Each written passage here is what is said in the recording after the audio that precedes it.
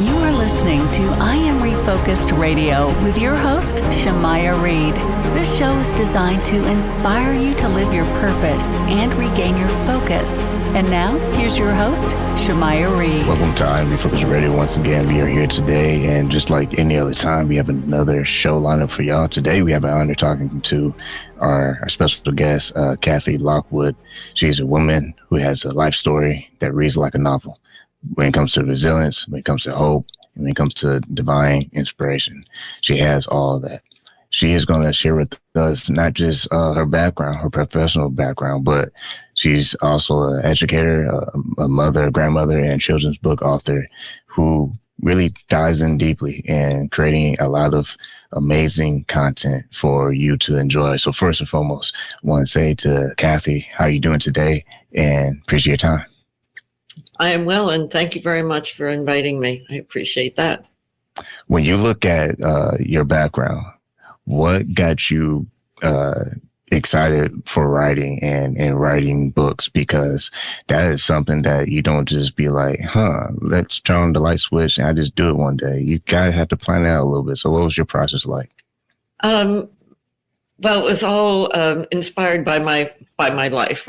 And my first book was written when my son was around, I think, 7 years old. And he was adopted. He came home from school one day crying and pouting. And I didn't know what his problem was until finally he told me that one of his friends told him I wasn't his real mommy. And this just destroyed this young boy. And I have a very strong spiritual lens that I look at life through in all situations. And I believe that children, whether they're adopted or born into a family, are there because that is just divine will. God wanted that child to be mine, and that he came through and was delivered by another woman was still a blessing to me, and he was still divinely my boy. I have two girls that were born to me. And so I felt that, of course, I'm your mommy. God gave you to me to be your mommy, and I wanted that to be fully explained and clear to him and any other adopted child, because adopted children in many ways have abandonment issues.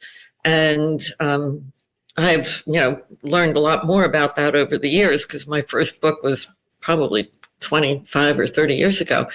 And I felt it very important that the children understand that they were not given away, but they were delivered to the parents that God wanted them to have. And that's when I wrote my first book. And I don't know how I came up with the story, but the two little angels and cherubs in the waiting to be born heaven, and they learn how to do all the little baby things. And when they learn those baby things, they get a star on their halo. And when they get enough stars on their halo, the great guardian angel tells them, these are does a little chant, and the clouds part. And she says, these are the parents that God wants you to have. And Charlie will be born to his parents, and Amy will be delivered to them. And so I felt it's just a very important paradigm shift in the whole theme of adoption. And I wrote that book for him and for all adopted children. When you look at your life and how it's definitely had influence on how you write, what was probably the hardest part of your journey, and how do you see writing enabling strength for you to get through those rough chapters? Well, in a very surreal way, my new book I've been writing, and I've just finished working with the illustrator, so it's going to be coming out relatively soon, is about death and the survival of the spirit. And while I'm in the middle of writing this book, I just got like 3 or 4 weeks ago, I found out my own dog has like melanoma. And I just got off the phone with the vet like a few minutes ago, actually. And he's like, there's nothing you can do except keep them comfortable and happy. And I'm like, this is crazy. I'm writing this book about the survival of the spirit and how, dogs have spirits too. And so I'm hoping to get strength from my own book when my own dog dies. That's just a horrible thing to say, but that's what I'm going through right now. And that book will be dedicated to my Monet, who probably will not live to see the first copy. But like I said, there's the spirit of everyone and everything that always lives on. And I've understood that. Obviously, we feel that way with our people we know, our parents and grandparents. As they pass on, they give us little signs that they're still here, they still love us, they're still thinking about us. Love never dies is the theme of my book. And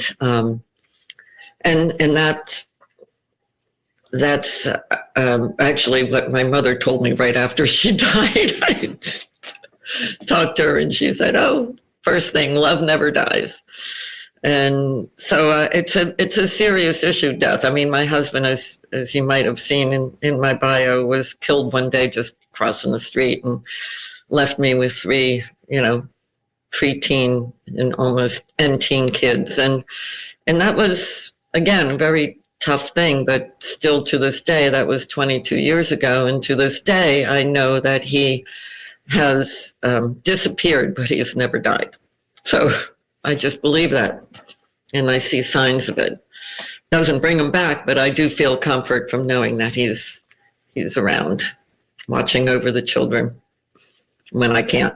She's over in Indonesia. You take care of it. I can't watch her from here. Once again, listen to Refocused Radio and watching us online, talking to our guest today, Kathi Lockwood. You can go to her website, booksbykathi.com. When you mentioned Love Never Dies, I can't agree more with that because life is life. That's the best way I can put it. Sometimes it gives you a fastball and you can hit a home run, and other times it'll throw you curveballs and sliders and changeups, and you don't even know how to swing the bat.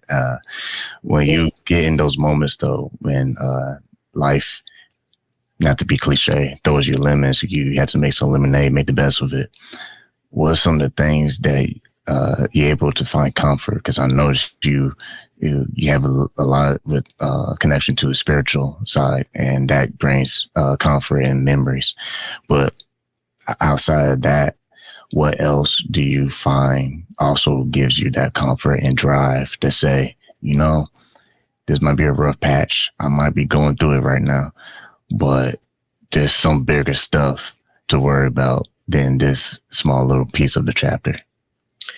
I practice on a daily basis appreciation and gratitude, even before I get out of bed.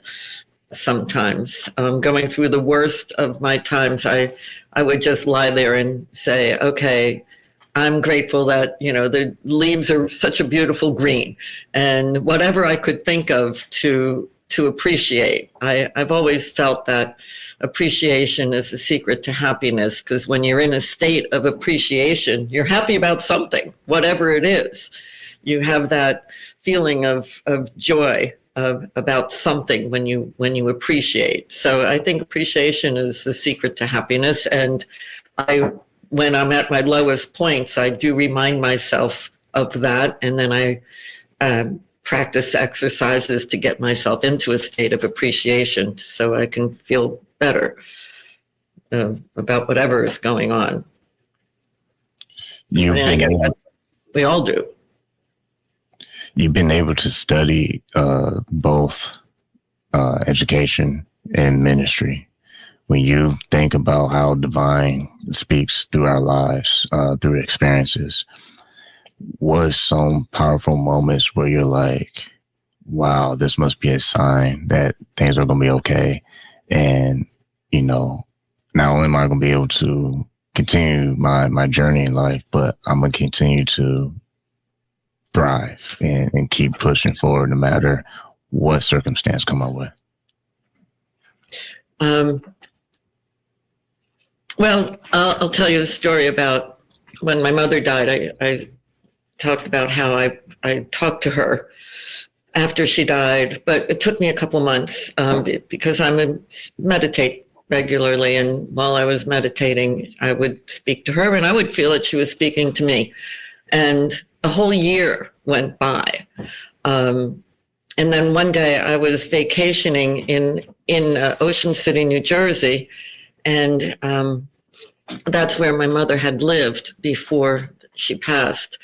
And when she died, I called her maintenance man because she needed the person living in the apartment in the same building as my mom needed help with a screen door or something. But a year goes by, and now I'm there for a week, and I'm at the beach, and I'm meditating, and I finally say, Mom, this is it. I don't know if I'm talking to you or listening to me talk to you and me answer myself. I'm not really sure. So if you don't, I want to sign right now, Mom. And I'm like, I want to sign right now, and that I'm really talking to you. And so I got up from my meditation, walked over to put water on for tea.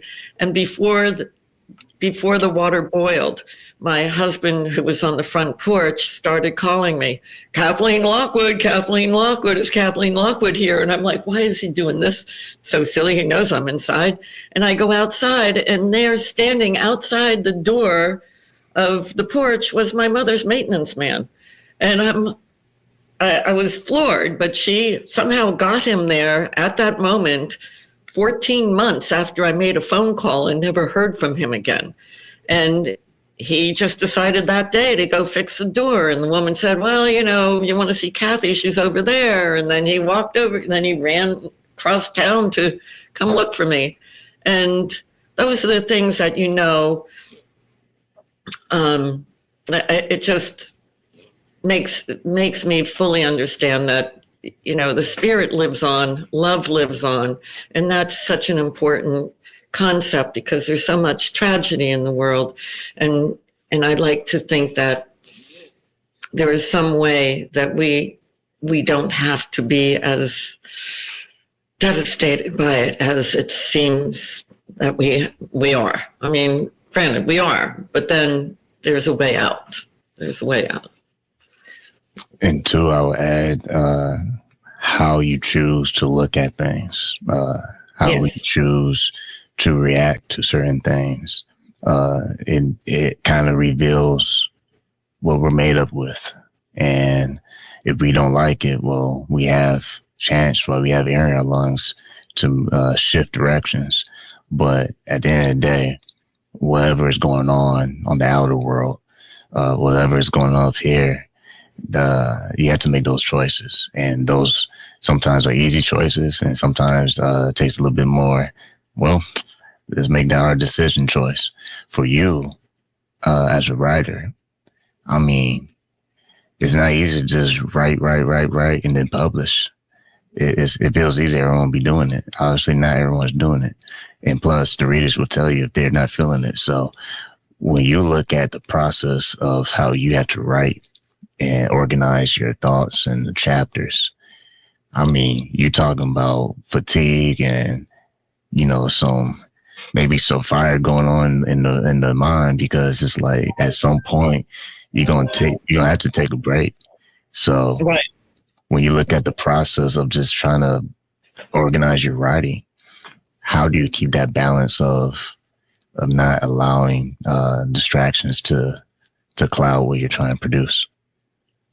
Well, I think it's, what we focus on. Like, I think how we focus, what we want to focus on is how I do it. If I consciously choose what I want to believe in. Even there's a Gabor Mate, who's one of the Dr. Gabriel Matter, one of the experts in addiction, for instance, he said something like, we don't need to argue with our feelings, but we can change our beliefs. And I've always chosen to focus on a belief that is more comforting than a belief that's not. So when I do my writing, actually the last book almost every book I've written has come to me all at once. Just the basic story. My book, The King and the Monster, was written after my son went into a long-term rehab for an addiction problem he had. And my daughter-in-law called me and said, will you please write a book so I can explain to my daughter, my grandchild, she was 6 years old, why her dad had to move away. So I'm like, sure, I'll write a book for you. And it's like, how? And then I'm like, how am I going to write a story about addiction that's so complex and have it to be something that is easily understood by a 6-year-old? And so I sort of put it out of my mind for a week or so. And then at one point I went into a deep meditation and I had my eyes closed and I was on a long flight to LA in the middle of the night and started meditating. And this whole story came to me, the title, the pages, everything, the visuals, many of the visuals. And as soon as, it was just like, as soon as it was over, I figured I better write this down right away. And so I pull out my laptop and I'm typing away in the middle of the night on 30,000 feet. But that's how the book came to me. Now, then I took that and talked to different therapists and they said, well, this and a little tweak here and a little tweak there. I talked to people who have been through addiction. I talked to people in the treatment programs, and they were like fine tuning little sentences and just sort of fine tuning the story so that it would be the most helpful for any of the readers. And I think it's written as a children's picture book, but I think I think a lot of adults can also benefit from it. I was at a book signing one time and a young 20-ish young lady came up and I was going through the book with her and explaining the story as we're looking at the illustrations, and she started crying. And she's like, oh, this was my father. And so, she bought a book and she took it home with her. And I think the crying was caused because it explains addiction. My book on The King and the Monster explains addiction as something that is a trap that someone falls into. Nobody intends to get addicted. No one intends to lose their family or intends to have all the suffering that for the addicted person and the family. No one intends to do that. So again, my book is a paradigm shifting book. And I think it was just a gift to me. I think I have some angel up there helping me write, quite honestly, because people say, why did you use The King and the Monster? And I'm like, I don't know. That's what I saw when I closed my eyes, The King and the Monster. So that's what I wrote. That's why I titled it. So I think that there's some angel up there helping me put things together. And then I do the nitty gritty work, but the main story is already out there and given to me. And that's basically how any of my books are written, including the one on my newest one on, it's called Two Sparks of Love. And it's a dog and a little girl come into the world together, and then the dog leaves first. So it's crazy how ideas can spark all of this. I mean, you shared about the idea coming to you, and then the process of you dwelling on it and thinking about it, meditating on it, being on a long flight. I mean, that's amazing. And then it leads to another door and another door. And then you're fine tuning even more. It made me think of like there's some quotes, I think, I might have to paraphrase it, but there's a Michelangelo quote somewhere, and it talks about carving the marble until it sets free what's inside that marble. Like, that's what you're saying, basically. You had this idea. It was inside this marble, and you kept chipping away. You kept going, you kept working on the project. You kept going to these other resources of professionals to fine tune it and make it even more powerful, to the very moment that you had someone crying. Yes. It's amazing just the process. And you said the word gift. It's amazing how the process of us, when we are not just staying true to our gift, but we're molding it throughout time. Right. And when that person was crying, had tears, like I used to say in the barbershop back in the days, during the show, that sometimes our pain is someone else's medicine. Because if we were able to survive, that, I believe, is a sign that we are either called, picked to do something that's bigger than ourselves, and it's going to help somebody who could be going through what we already survived.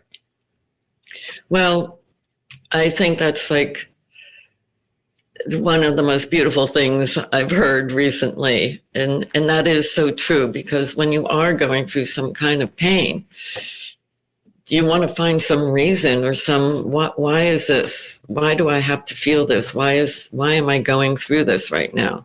And when, I guess it gives me comfort to know that when I'm going through the pain, if I can see my way through it and help other people see their way through it, then it gives some reason, gives some logic for why it's even happening.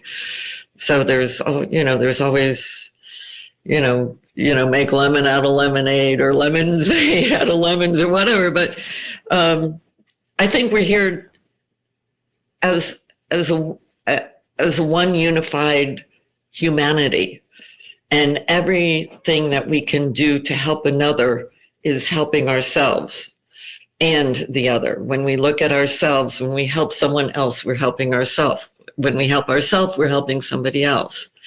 But, it's, like Christ said, what you do unto me, what you do unto your neighbor, you do unto me. I think that's true. And I think that we do that. Whatever we do to help anybody in this world is helping everyone, because we're all like one humanity. And we're blessed with the divine life in each one of us, which is my Christmas story, by the way. So, I did the Christmas story based on that theme, that we all have the divine life of God within us.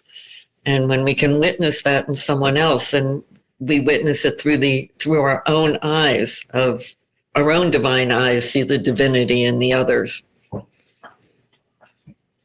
When you think about pain and sacrifice, those are two things most people are not going to raise their hands and say, I volunteer for that one. Yeah, that project, no one, if we're honest, raises their hand and say, okay, if this involves pain and sacrifice, count me in. For the most part, if we're human enough to admit to it, we want to turn away, run as fast as we can, and avoid that. But sometimes maybe the greater pain is when we try to avoid it. Maybe the pain of going through it was necessary, so that way we can have something that we learn from it or appreciate. Because touch on that before we wrap up, about the sacrifice you had to make to write these stories and to reach the type of success you have as an author. I mean, were those sacrifices worth it for you? What do you think?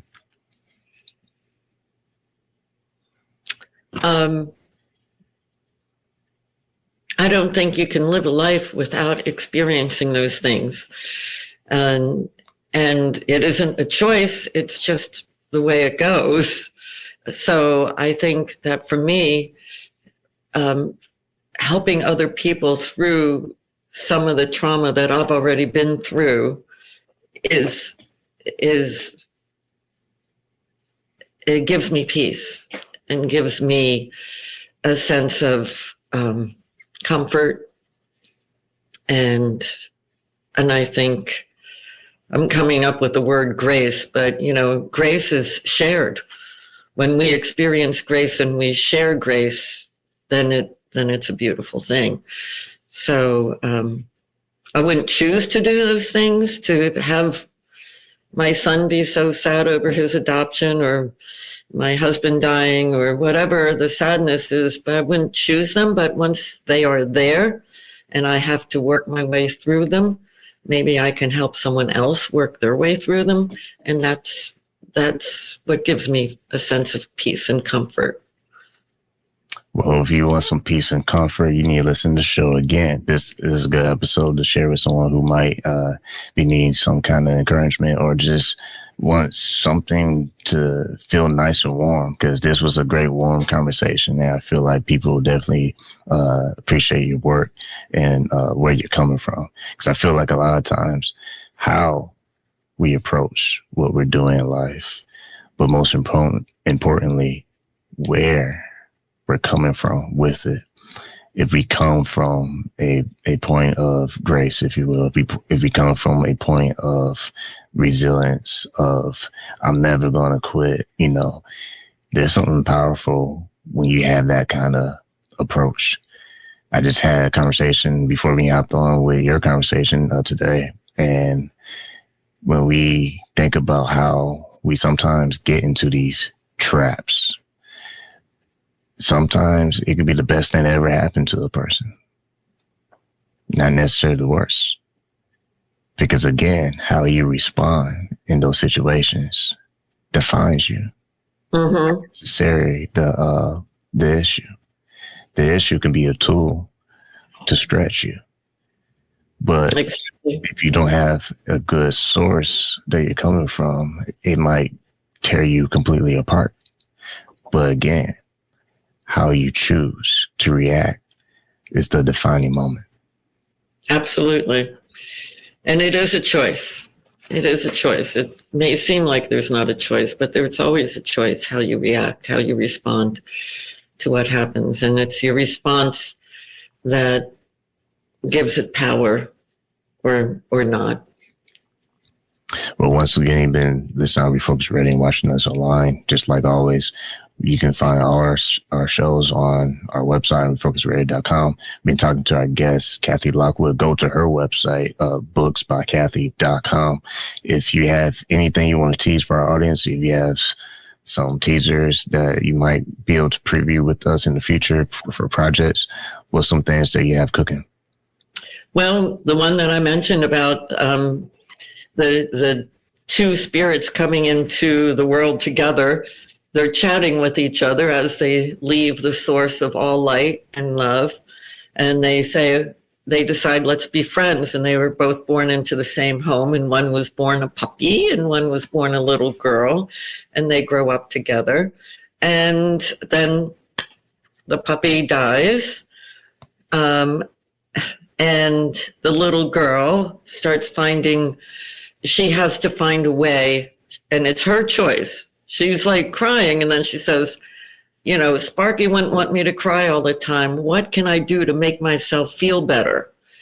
And so Sparky is the dog now, a ghost dog, and he's pointing to her little brother's room. So she goes in and hugs her little brother, and she feels better. And so she takes the action on what she can do for herself to feel better after the loss of her good friend, her puppy, Sparky. And in the end of the book, she starts finding balls all over the place. And one of the balls she finds is in the front seat of a car. And she says to her mother, do you think Sparky's leaving these balls here to let me know he still loves me? And she says, I think you know the answer to that. And that night she has a dream. And in her dream, she's playing ball with Sparky. And Sparky sprouts wings and starts flying around and catching the balls. And they all are laughing all night.